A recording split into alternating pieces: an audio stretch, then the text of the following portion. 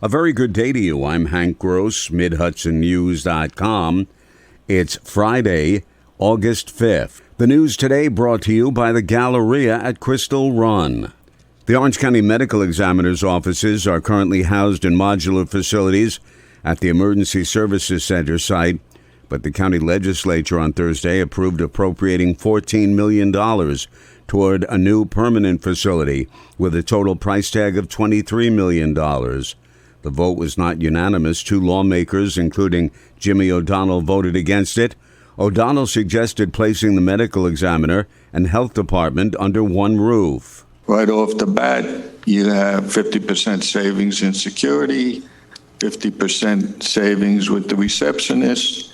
And like I said, the medical examiner building should no way cost the county taxpayers $23 million. The majority of the lawmakers said the two facilities should not be housed in one building.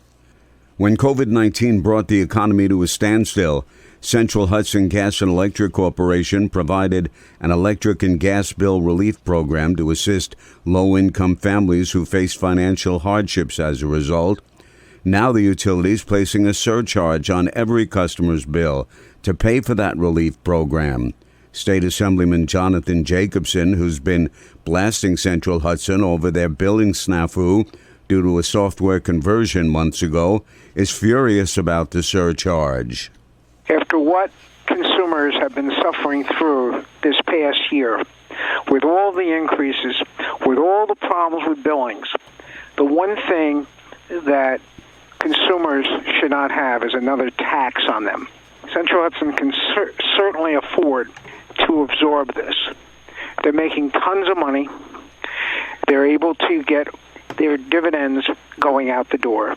There is no reason to pass this cost along to consumers.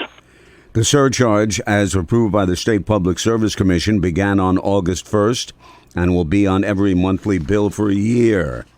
Port Jervis police have issued a missing persons bulletin and flyer for a second missing Port Jervis woman. They're asking for the public's help in their search for 28-year-old Heather Callis of Port Jervis. They're also continuing with help from the state police and other police agencies to search for 20-year-old Brittany Hendershot of Port Jervis. Neither woman has been seen or heard from by their families since mid-June. The site of the former Orange County Jail, adjacent to the County Government Center in Goshen, has been sitting vacant and unused for years since the new jail was constructed and the old one was leveled. The county legislature yesterday approved $100,000 for a study of county office space, and County Executive Stephen Newhouse has some ideas as to what to do with the old jail. I'd like to build a new health department building and maybe add some other government buildings that we're leasing or renting space from now. Like, let's put in some extra offices for Veterans Affairs. The county health department is presently housed in a more than 150-year-old building in Goshen. More news right after this. Find over 100 retailers allowing you to spend hours shopping safely at the Galleria at Crystal Run. Enjoy the big brands and the diverse selection of family-owned stores all in one location. The Galleria at Crystal Run offers dining options for everyone with Fuji 110 Grill, Allen's Mediterranean Grill, and Peru Cuisine. Discover the Mid-Hudson Valley's premier shopping, dining, and entertainment destination, the Galleria at Crystal Run. For more information, follow us on Instagram, Facebook, or visit GalleriaCrystalRun.com. Interest in SUNY Sullivan's Promise Scholarship Program has doubled since the county initially rolled it out during the last academic year. The program offers free tuition and fees to any student who graduated from high school or a GED program in the county, says College President Jay Quaintance. Our application rate is up 58% over last year. Our acceptance rate is up similarly, and we're working very, very hard to convert those accepted students into enrolled students for this coming fall. Students accepted in the Promise Scholarship Program will save some $6,000 in tuition and fees. Ulster County is considering an end to a policy of boarding incarcerated individuals transferred from facilities outside the county.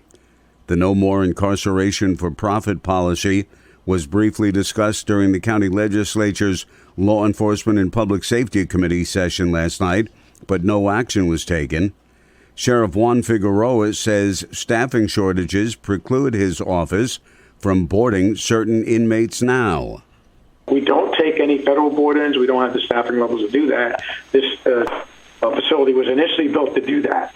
But our issues right now are more of the staffing level issues with so many open positions and the lack of folks. We are now provisionally hiring folks because we've exhausted the list. And for the last 2 to 3 years, no one's taken or has interest in this line of work. The bill's sponsor, legislator Joe Maloney, agreed to postpone any action on the proposal pending future exploration. State police have charged a Florida man with manslaughter in connection with the death of a 43-year-old Sebastian, Florida woman who recently came to Wappinger. The victim was identified as 43-year-old Victoria Barnes of Sebastian. Police arrested 56-year-old David Ousterhout, also of Sebastian. I'm Hank Gross, MidHudsonNews.com. The news today brought to you by the Galleria at Crystal Run.